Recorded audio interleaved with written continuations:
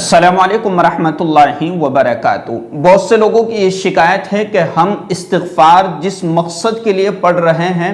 اس مقصد میں ہمیں کامیابی نہیں مل رہی ہے۔ ہم دن میں 7000 مرتبہ 500 مرتبہ 100 مرتبہ استغفار پڑھے جا رہے ہیں، لیکن ہمارے استغفار پڑھنے سے جس مقصد کے لیے ہم پڑھ رہے ہیں اس مقصد میں ہمیں کامیابی نہیں مل رہی ہے۔ یاد رکھیے گا کہ ہم سب سے بڑی 3 غلطیاں کر بیٹھتے ہیں کہ جن غلطیوں کی وجہ سے ہمارا جو مقصد ہے یا ہمارا جو استغفار پڑھنے کا جو فائدہ ہے وہ ہمیں حاصل نہیں ہو پاتا ہے۔ ان 3 غلطیوں کی طرف ہمیں توجہ دینا ہے اور ان 3 غلطیوں کو درست کرنا ہے۔ انشاءاللہ اللہ کی ذات سے امید ہے کہ آپ کا ہر کام اور ہر مقصد پورا ہوگا اور ہر حاجت بھی پوری ہوگی۔ دیکھیں، سب سے پہلی اور سب سے بڑی غلطی ہماری یہ ہے کہ ہمارا اللہ کی ذات پر یقین نہیں ہے۔ ہم یقین کی بنیاد پر نہیں پڑھتے، ہم صرف اپنے مقصد اور اپنی منزل اور اپنے مطلب اور اپنی حاجت کو پوری کرنے کے لیے پڑھتے ہیں۔ اللہ کو خوش کرنا اس میں مقصود نہیں ہوتا ہے، اللہ کو راضی کرنا اس میں مقصود نہیں ہوتا ہے، اپنے گناہوں کی معافی اس میں مقصود نہیں ہوتا ہے۔ مقصد سامنے یہ ہوتا ہے کہ بس میری جلدی سے شادی ہو جائے اس لیے میں وظیفہ پڑھ رہی ہوں یا وظیفہ پڑھ رہا ہوں۔ مقصد یہ ہوتا ہے کہ بس میں یہ عمل کر لوں اور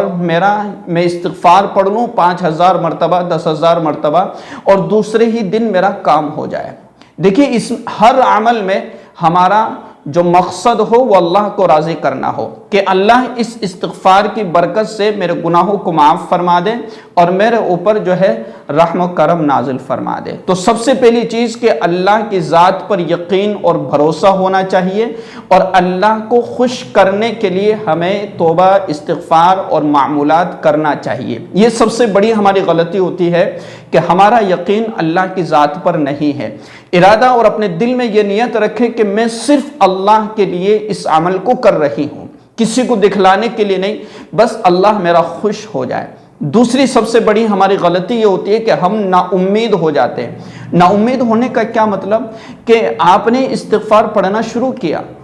اور آپ روزانہ 7000 مرتبہ استغفار پڑھ رہے ہیں یا آپ روزانہ 500 مرتبہ یا 100 مرتبہ آپ کے استغفار پڑھنے کا معمول ہے اور آپ کے دل میں جو نیت ہے، جو ارادہ ہے یا جو مقصد ہے یا جو آپ کی طلب ہے، اس طلب کو آپ کو حاصل کرنے کی اتنی فکر اتنی جلتی ہے کہ اگر 10 سے 15 20 دن 25 دن 21 دن آپ نے پڑھا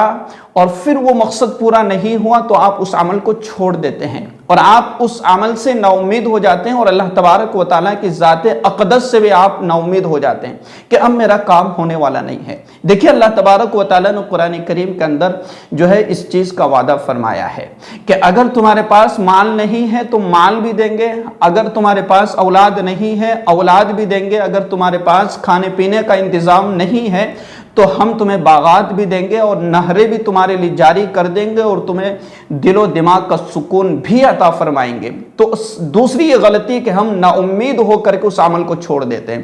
یاد رکھیے گا کہ ہمیں کبھی بھی اللہ کی ذات سے نا امید نہیں ہونا ہے، چاہے حالات جو ہے کیسے بھی ہو جائے، کیسے حالات کیوں نہ ہو۔ اللہ کی ذات کے علاوہ ہمارے مسائل کو دور کرنے والا کوئی نہیں ہے، ہمارے تمام مقاصد کو پورا کرنے والا اللہ کی ذات کے علاوہ کوئی نہیں ہے۔ تو اللہ کی ذات پر ایک تو پختہ یقین کہ میرے اس کام کو اللہ ہی حل کرے گا اور اللہ ہی آسان کرے گا اور مجھے اپنی منزل تک اور اپنے مقصد تک صرف اللہ ہی پہنچا سکتا ہے۔ ان اللہ علی کل شیء قدیر، کہ اللہ تبارک و تعالی ہر چیز پر قادر ہے۔ اسی طریقے سے فرمایا کہ وَمَن يَتَّقِ اللَّهَ يَجْعَلْ لَهُ مَخْرَجًا، اللہ تبارک و تعالی متقی پرہیزگار اللہ کی ذات پر یقین کرنے والے، یقین رکھنے والے، اعتماد کرنے والے، بھروسہ رکھنے والے، اللہ تبارک و تعالی ایسے لوگوں کے ساتھ ایسا معاملہ اختیار کرتا ہے کہ ان کو ایسی جگہ سے رزق دیا جاتا ہے کہ ان کو جو ہے گمان بھی نہیں ہوتا ہے کہ آیا کہاں سے۔ تو ہم اللہ کی ذات پر ایمان اور یقین کے ساتھ اور نا امید ہو کر کے اور مسلسل تسلسل اس عمل کو اور اس وظیفے کو پڑھتے رہیں گے اللہ کو خوش کرنے کے لیے، تو اللہ تبارک و تعالی ہمارے اوپر رحم و کرم کا معاملہ فرمائے گا، رحم و کرم نازل فرمائے گا اور ہمارے لیے راستہ آسان کر دے گا۔ اور تیسری جو ہماری سب سے بڑی غلطی ہوتی ہے وہ یہ ہوتی ہے کہ دیکھیے انسان سے زندگی میں کئی مرتبہ کئی گناہ ہو جاتے ہیں، کبھی صغیرہ گناہ، کبھی کبیرہ گناہ۔ تو جتنے بھی صغیرہ گناہ ہیں اللہ تبارک و تعالی نماز کے ذریعے سے، تلاوت کے ذریعے سے، استغفار کے ذریعے سے معاف فرما دیتا ہے۔ لیکن جو ہمارے کبیرہ گناہ ہے، جیسے کسی کا مال ہم نے چھین لیا، کسی کو زبان سے تکلیف پہنچائی، کسی کو ہاتھ سے تکلیف پہنچائی، یا جو ہے ہم نے کسی پر غضب کیا، یا ہم نے کسی کو کسی بھی اعتبار سے تکلیف پہنچائی غیبت کر کے یا کسی اور ذریعے سے، اب اگر وہ معاملہ اور وہ حق کسی بندے کی طرف سے ہے تو جب تک ہم اس بندے کا حق اس بندے تک نہیں پہنچائیں گے تو تب تک جو ہے ہماری مغفرت نہیں ہوگی، تب تک اللہ تبارک و تعالی ہم سے خوش نہیں ہوگا۔ اس لیے اپنے ہر مقصد اور ہر عمل اور اپنے ہر مطلب اور اپنے ہر خواہش جو اپنی دنیاوی جو جائز جو خواہشات ہیں ان تمام کو حاصل کرنے کے لیے اور توبہ استغفار صحیح طریقے سے کرنے کے لیے ضروری ہے کہ ہم اپنے پچھلے اعمال پر اور پچھلے گناہوں پر جو ہم نے غلط کام کر دیے ہیں اور کر بیٹھے ہیں بھول میں، تو ان گناہوں پر اپنے اندر ایک شرمندگی محسوس کرنا کہ اللہ میں نے جو کیا ہے بہت غلط کیا ہے، پھر اس کے بعد میں اس عمل کے قریب نہ جانے کا ایک پختہ اور ایک عزم مصمم کر لینا کہ آئندہ سے اس گناہ کے قریب بھی میں نہیں بھٹکوں گا،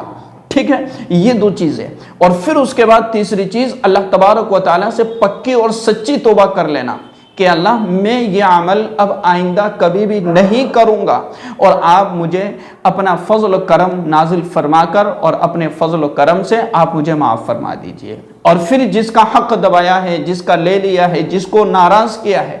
ان سے معافی مانگ لینا، ان کے حقوق کی ادائیگی کی کوشش کرنا، ان کے حق کو ان تک پہنچانے کی کوشش کرنا۔ تو یہ وہ چیزیں ہیں کہ جو میں نے آپ کو بتلائی ہے اور بنیادی چیزیں ہیں۔ اب اگر میں آپ کو حقیقت بتلاؤں تو یہ ہے کہ آپ کسی پر ظلم کر کے، کسی کا مال لے کر کے، کسی کا پیسہ لے کر کے،